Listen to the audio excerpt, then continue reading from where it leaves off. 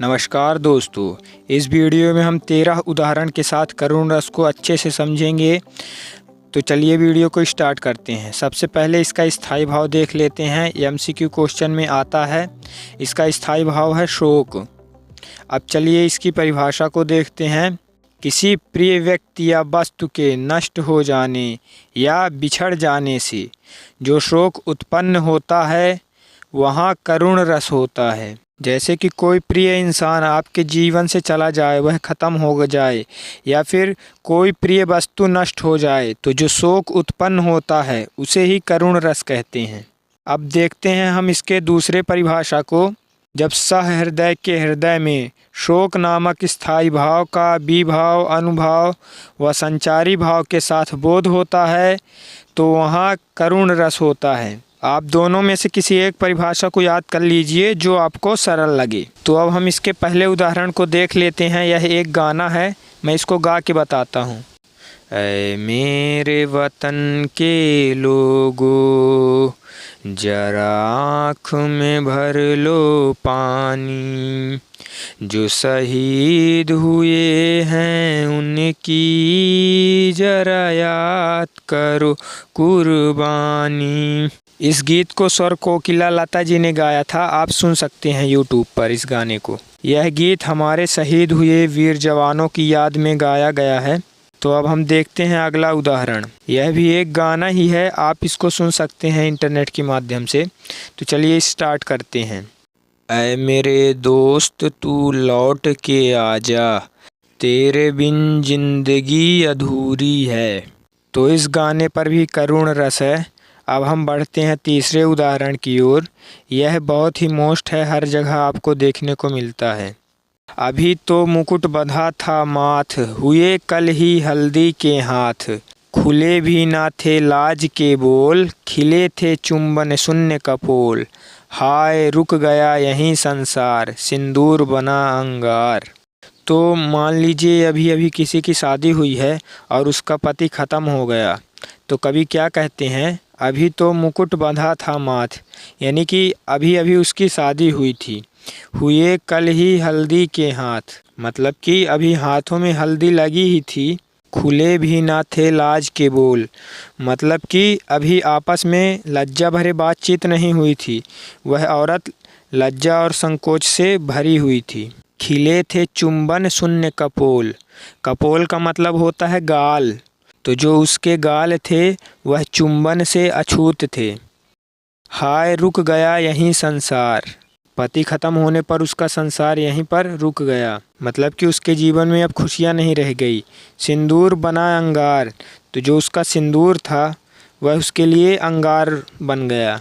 अब हम बढ़ते हैं चौथे उदाहरण की ओर। दुख ही जीवन की कथा रही, क्या कहूँ आज जो कही नहीं। तो यहाँ पर दुख आया है, दुख ही दुख है उसके जीवन में, तो यह भी करुण रस का ही उदाहरण है। अब हम बढ़ते हैं अगले उदाहरण की ओर। हे खग मृग हे मधुकर श्रेणी, तुमको देख सीता मृग नैनी।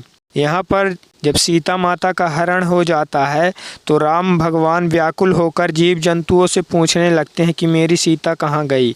तो हे खग, खग मतलब पक्षियाँ, हे मृग, मृग मतलब हिरण, मधुकर, मधुकर मतलब होता है भौरे। तो सभी से पूछ रहे हैं कि हे खग, हे भौरे, क्या तुमने मेरी सीता को देखा है जिसकी आंखें मृग नैनी, मतलब जिनकी आंखें हिरण के समान हैं।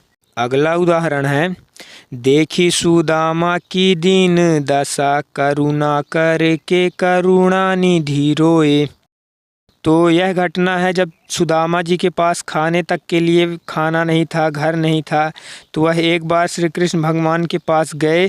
तो श्री कृष्ण भगवान सुदामा अपने मित्र की ऐसी हालत को देखकर श्री कृष्ण भगवान रोने लगे थे। फिर कृष्ण भगवान तीनों लोग सुदामा जी को देने वाले थे, तो वो अलग बात है। अब हम बढ़ते हैं अगले उदाहरण की ओर। प्रिय पति वह मेरा प्राण प्यारा कहाँ है। तो यहाँ पर किसी का बेटा ख़त्म हो गया तो वह अपने पति से पूछ रही है कि मेरा प्राण प्यारा कहाँ गया, मेरा बेटा कहाँ गया। तो यहाँ भी करुण रस है। अब हम बढ़ते हैं 8वें उदाहरण की ओर। हाय राम कैसे झेले हम अपनी लज्जा अपना शोक, गया हमारे ही हाथों से अपना राष्ट्रपिता परलोक। तो राष्ट्रपिता कौन है? महात्मा गांधी जी हैं।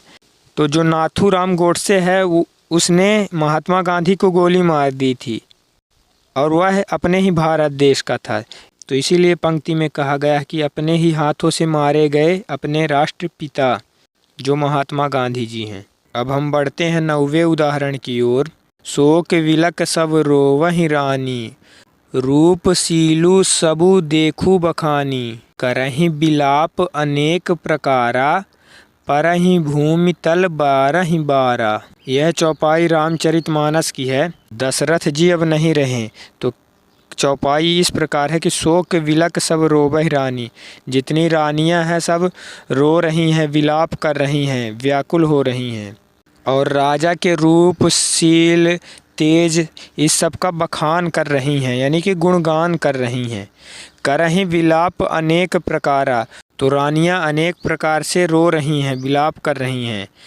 परहि भूमि तल बारहि बारा, वो रो रो कर बार बार जमीन पर, परहि मतलब गिर जाना, बार बार भूमि के तल पर गिर जा रही हैं। ठीक है, अब हम बढ़ते हैं 10वें उदाहरण की ओर। उसके आशय की थाह मिलेगी किसको, जनकर जननी ही जान न पाई जिसको। जनकर का मतलब है पिता और जननी का मतलब है माता। इस पंक्ति का अर्थ यह है कि जो पुत्र हैं उसके मन की गहराई स्वयं उनके माता पिता ही नहीं जान पाए तो उनको और कौन समझ पाएगा। अगला उदाहरण है, हाँ वृद्धा के अतुल धन, हाँ वृद्धा के सहारे, हाँ प्राणों के परम प्रिय, हाँ मेरे एक दुलारे। अतुल धन का मतलब होता है अनमोल धन। यहाँ पर वृद्ध माता पिता हैं तो जो उनका पुत्र है तो उनको क्या कहते हैं कि तुम ही मेरे अनमोल धन हो। फिर आगे है वृद्धा के सहारे, तुम हमारे बुढ़ापे के सहारे हो। हाँ प्राणों के परम प्रिय, तुम मेरे प्राणों के प्रिय हो। हाँ मेरे एक दुलारे, मतलब कि तुम मेरे दुलारे बेटा हो। तो यहाँ पर भी वात्सल्य है और करुण रस का भी यह उदाहरण है। अब बढ़ते हैं 12वें उदाहरण की ओर। हुआ न यह भी भाग्य भागा, किस पर विकल गर्व यह जागा, रहे स्मरण ही आते, सखी वे मुझसे कह कर जाते। यहाँ पर विकल का मतलब होता है व्याकुल होना या फिर बेचैन होना। तो यहाँ पर कंडीशन क्या है, यह केवल देखिए प्रेम बस का नहीं है कि पति पत्नी का प्रेम, बल्कि यह किसी भी प्रियजन जैसे कि माता पिता, भाई बहन, मित्र के अचानक छोड़ जाने या फिर मृत्यु के संदर्भ में यह व्यक्त किया जा रहा है। इस पंक्ति का मतलब है, यह भी मेरे भाग्य का हिस्सा था कि वे मुझे छोड़कर चले गए।